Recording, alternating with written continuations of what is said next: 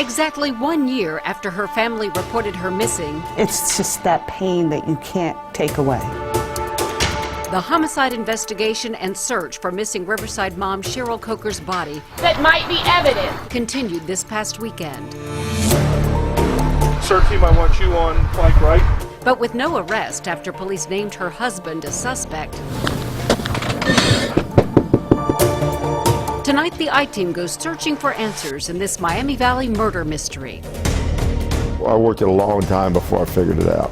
As a prosecutor tells us how he was once able to win a murder case without that victim's body ever being found. And just like in that case, exactly 1 year after Cheryl Coker's family reported her missing, her case is now a Miami Valley murder mystery, even though Coker's body has never been found. That's despite the public helping search since April and police naming her husband a homicide suspect in February. A business's surveillance video the I-Team has previously obtained from the morning Coker disappeared shows her SUV pull into the Kroger parking lot less than a mile from her house. The video shows a person dressed in all black getting out of Coker's SUV. That's close to the time someone called 911 saying they saw a suspicious man dressed in black walking in her neighborhood.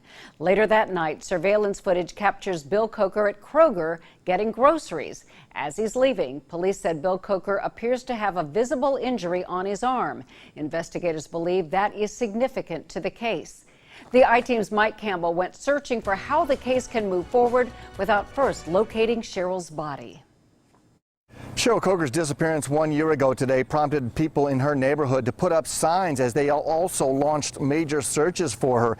Even though her death has now been classified as a homicide, the signs still remain. It's something her family is very grateful for. I want to lash out at him, and I just can't. Mary Carroll is Cheryl Coker's mother. Her frustration the past 365 days has been constant. Your mind's never off of her. I mean, get up the first thing in the morning, take a shower, everything is right there, all the time. Cheryl's older sister, Margie Keenan, feels exactly the same. If we could find Cheryl, I think that would help us.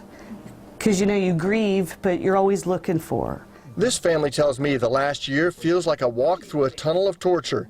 It began when Cheryl's teenage daughter called her grandma to tell her that her mother was not home.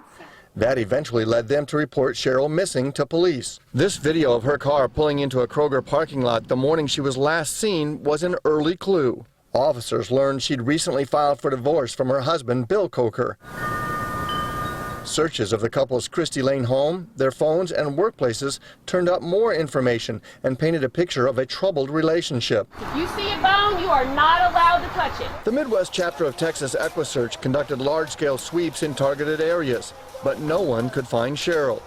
In February, Riverside police said they now believe Cheryl is a homicide victim and named her husband, Bill Coker, as their main suspect, but they have not arrested him. I tried to contact Bill Coker, but he did not respond.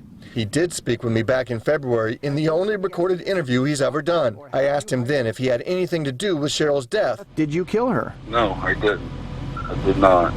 Never in my entire life hurt anyone. Cheryl's family doesn't buy that claim. It's basically finding her. And I just wonder, I just can't imagine what he could have done with her.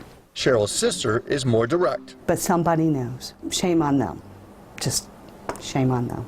The family wants to see Bill Coker arrested and charged. Without Cheryl's body, it seems unlikely to happen. But it has happened before here in Ohio. I spoke with the prosecutor who got a jury to convict a man for murder with no victim's body. I worked it a long time before I figured it out. Rick Moyer is the Clinton County prosecutor. More than 20 years ago, he was the lead prosecutor in the office, and in this Wilmington courthouse, he put Vince Doan on trial for killing his ex-girlfriend, Carrie Culberson. The case drew national headlines and was one of the first cases broadcast live by Court TV. Will the clerk please read the verdicts? I had the right victim because she was very regimented. She still lived at home. She still came home every night. Moyers says Doan stalked Culberson in their hometown of Blanchester, following her to work, to her gym workouts, even back home.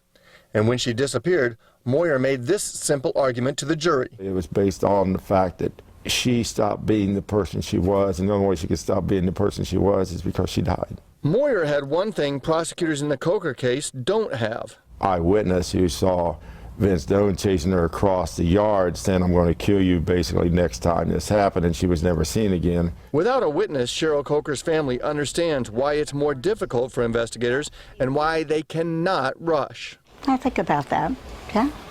Because, you know, they got to do what they got to do, and if they do something and he's found not guilty. It'll be terrible to see somebody walk around free. That shouldn't be. Coker's family says until they can find her, they're left with a mountain of regrets. Oh, I have 1,000 what ifs. I could say what if all day long. It's the worst feeling.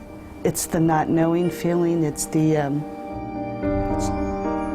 it's just that pain that you can't take away. I talk to her every day to her, and sometimes I think she's going to come in that front door. Mike Campbell, News Center 7.